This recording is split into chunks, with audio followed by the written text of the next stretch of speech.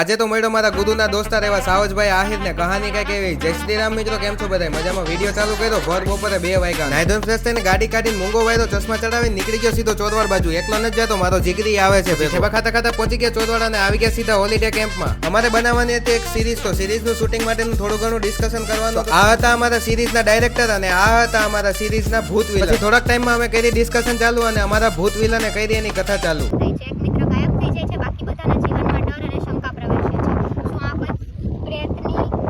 આ બધું ડિસ્કશન કર્યું ને મને તો એવું લાગે કે આ ભાઈને બધું માથેથી જાતું હોય એવું. પેલો સીન થઈ ગયો કે આ બધાને ફોન કર્યા, આપણી પછી ડિસ્કસ થાય, આપણે શૂટ કરી લેશું એવું.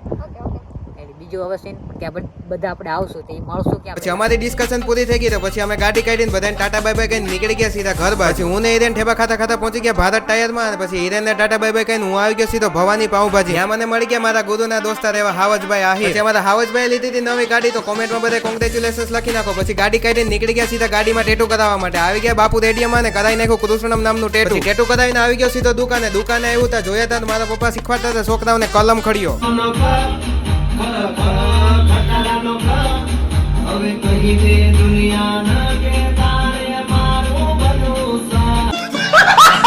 પછી પપ્પા કહે છે કે તારે જવું પડશે ગળું, તો પપ્પા પાસેથી પૈસા લીધા નીકળી ગયો સીધો ભોલેનાથમાં પાઉંભાજી લેવા માટે. પછી ઠેબા ખાતો ખાતો પહોંચી ગયો ભોલેનાથ પાઉંભાજીમાં ને આપણી ભાજી પાર્સલ કરાવી, ડુંગળી કપાવીને ભાજી લઈને નીકળી ગયો સીધો ઘર બાજુ.